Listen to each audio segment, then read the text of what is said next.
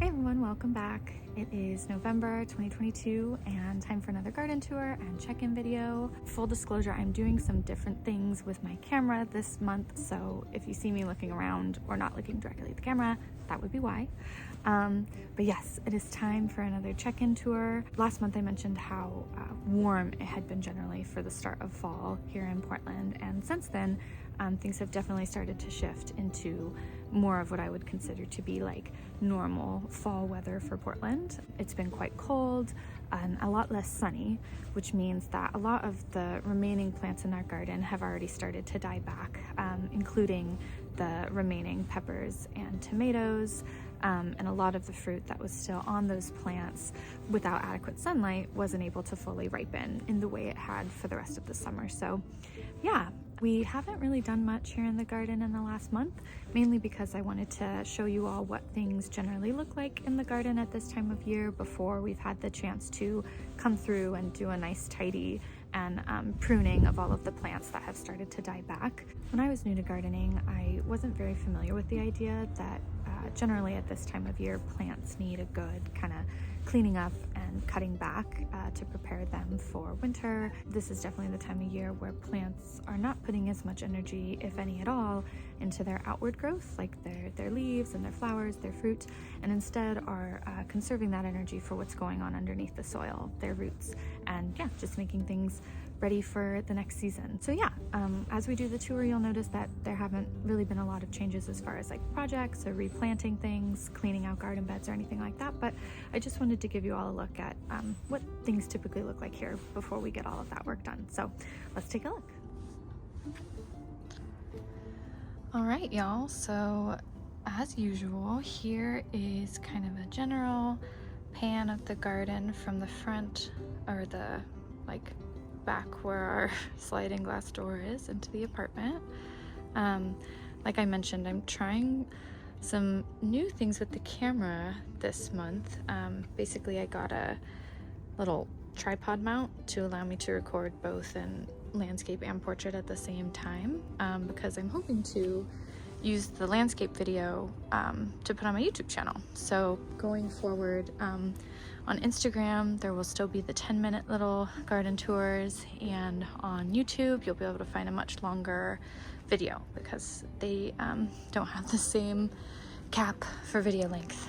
But yeah, as you can see, things are definitely pretty kind of dreary, which is typically, you know, very normal for the garden at this time of year. You can see over here, like the hosta is like all yellow and died back. These begonia flowers, I don't know, sorry if the fan is messing with the audio, but the begonia flowers are definitely dying back and looking pretty sad. The new buds on the camellia plants are coming in, and these will bloom probably in like April or so. But in the meantime, the leaves still look nice and green. So yeah, even as like some plants are dying back at this time of year, there's still a lot of greenery. Like the ferns you can see are all still pretty green, doing pretty good. Here in the flower bed, it's definitely a lot less colorful than it was last month when we did the tour. This hosta has also kind of died back. This plant down here, again, I'm not sure what it's called, but I think this is typically a winter flowering plant, so we might see some pink flowers coming from this. This is from last year. You can see I didn't come cut it back down, but yeah, that one might be blooming here in the next couple months. The honeysuckle had like another bloom. Isn't that crazy? I saw a hummingbird drinking out of that this morning. But you can see most of the flowers are not looking too happy at this point. These asters, or I'm not sure what they were, but they're all kind of died back now. We do not get any sun back here. I noticed now that we're heading into like the darker time of the year, the sun is a lot lower in the sky. It like moves across, you know, the sky at a lower angle, and so we actually don't get any direct sun here in the backyard anymore, which means that our little solar fountain thing isn't working. So I might relocate that somewhere else for the time being. These flowers down here you can see are, there we go, are still kind of, I mean, they're not really blooming anymore, they're dying back, but they've got some color still. They'll probably last maybe a few more weeks. These ones these mums and asters, I definitely plan on divvying up when we cut them back this year, because I'd like to replant them. That's been on my to-do list for a few years now, and I'm finally gonna do it. Wow, you can see this dahlia is like completely died back. Again, totally normal. Dahlias are a plant that a lot of people will dig up and bring inside and like store them over the winter. They're not super hardy, but honestly, I don't worry with that. And some of them have managed to survive year after year. You run the risk when you don't dig them back up in potentially losing some over the course of the winter. For now, that's a risk I'm willing to take, just because I don't really have a way to store the dahlia tubers in a good way. Oh, look at that. There's still some blooms. Very pretty. This is where I shot my little intro last month. All these mums are dying back. Look, they're all, yeah. I think these plants too, if you keep up with deadheading them like I'm doing right now, that can help them to flower more, but things have just been busy this season so far, so I'm not really stressing myself out about it. These are all the old Leatrice flowers that are completely dead. What's so cool I noticed is that the birds will actually come, the juncos come into our backyard like every day, and they will sit, they're so light, they'll sit right here and just like eat the seeds directly out of the top. They'll sit right here, eat the seeds directly out of the top of the flower. It's so cute. I keep trying to get a video of it, but I haven't managed to get a good one. But yeah, so here in this garden bed, you can see the irises are also dying back. What we generally do is come through and cut all of this down, and then what I mentioned a few videos ago is called the chop and drop method. So you cut everything and you just kind of lay it down on top of the soil as a way to mulch it over the winter, which helps protect like the perennial bulbs and stuff like that. So definitely, if you're, like I was talking about with the dahlia, gonna leave it in over the winter, mulching the soil is really important. Okay, not much going on over here. This is an oak tree that a squirrel planted a long time ago, and we did not cut it down in time, and so now the roots are so expansive, it comes back every year and we have to keep cutting it down, and for now that's the cycle that we're in. I'd like to maybe also split up the irises this year, because I planted them all here years ago when we first dug out and mulched this whole garden bed, and at the time I wasn't really familiar with perennial bulbs, so when I found them I just buried them all here, and in hindsight I should have spread them out. So I think I'll do that again, or I'll do that this year as well. Yeah, a lot of these plants here dying back. This is some of the mugwort that I have that I've really been enjoying growing, especially as, like, for those of you who are interested in burning herbs as part of like cleansing or spiritual practices, mugwort is a really great alternative to like white sage, which unfortunately has become very like appropriated and widespread in our culture right now. And so for those of you who are into that kind of stuff but are not indigenous, if you're white and you have European ancestors like me, mugwort is a really great alternative. So, and it's easy to grow. Her magnolia has lost all of its leaves. our apple tree. Look at this pretty fall color. That's gonna die back too. And here's the garden bed. So yeah, you can see pretty much everything is dead. It's time to come through and do a good cleaning out of this.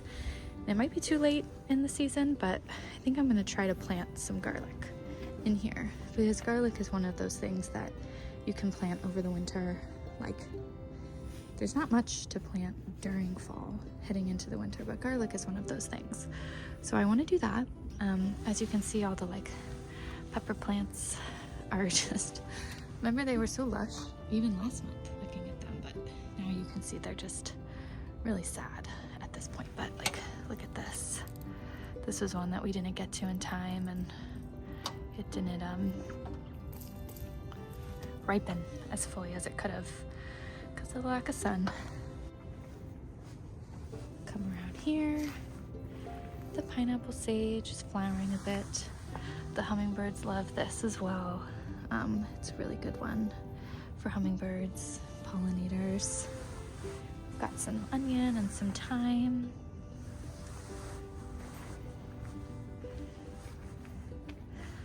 Look at the color of the blueberries. This is like one of the best things about growing blueberries, is just how beautiful they are in the fall. Gorgeous red leaves. Oh my gosh, you can see it on all three. Oh no.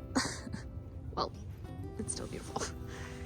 This one's like a nice darker red. Oh my god, I love this color. Oh, it's stuck on the pear here. How beautiful. Oh my goodness. Maybe this will be the thumbnail for the video. This tomato's dead too. Our little volunteer tomatoes.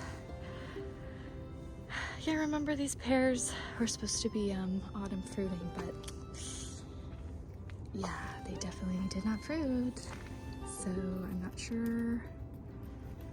sure what that's about, but we'll see how they do over this next year, heading into summer and fall next year. This is our second apple tree. We moved it over here. It's got some flowers and things growing in it. Some yarrow. It's a really good medicinal plant. Again, for those of y'all who are interested in medicinal plants. These I think are just a variety of wildflowers that we planted as well. That tomato's dead. All these tomatoes are dead. Let me show you. It's funny, it's been so windy. Look, you can see all the tomatoes that have like been just blown around because of the wind. There's a bunch in there too. I think we'll probably just leave those and see if any of them grow next year. So this will all be stuff that we cut back and probably we'll use to mulch this garden bed. You can tell that like this one, since we just filled this one this year with like soil and compost, which is probably why, if you'll notice, there's just a lot less like weeds and other plants growing up out of the soil compared to this one. I mean, all of that green stuff is not stuff we planted. It's just like stuff that's in the soil. So mulching is another great way to practice like and promote weed suppression. So yeah, this bed isn't looking like it needs that as much, but it's not a bad idea to just do the chop and drop. As you can see, a lot of the remaining fruit that was left on the tomato plants wasn't able to fully ripen because of all the lack of sunlight we've been getting lately. So at this point, we're not really going to pick any of these to eat, so we'll just cut down the plant and mulch it like I was talking about. I don't think I do too many pans of what the garden looks like from this angle, so I'll do one here. Pretty nice. Okay. You'll notice both of our umbrellas are put up, and actually they're in the bases now, but we had to take them out because it was so windy that they were getting completely blown over. So anyway, here's this angle, how things are looking. It still looks pretty lush though, huh? The eucalyptus are doing great, this one and that one.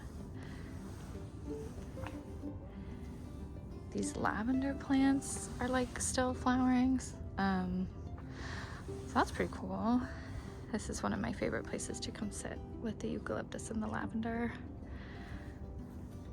Those are our Halloween decorations. We've still got some of our fall decorations up in the house, so once Thanksgiving is past, I think we'll pack those up and take them back to the storage unit. Our little chimenea again. Hopefully it's supposed to start raining, I think, in the next couple days, but I'd like to come out here on the 23rd and maybe do a little fire new moon ceremony if it's not too wet. It'll definitely be cold, but that's one of the things I like to do out here with the chimenea. Our second eucalyptus tree. These dahlias never bloomed this year, which is unfortunate, but that's okay. I'm not sure exactly why that was. Maybe because of how hot and dry it had been. Maybe it didn't get enough water, but anyway, that's another one that we leave in over the winter, so we'll see kind of what happens next spring when it comes back. There's a tarp here, so sorry for the noise.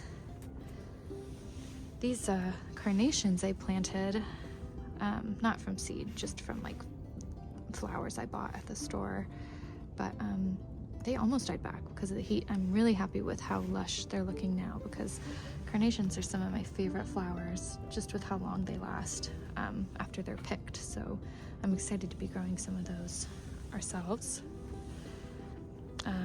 These little baskets.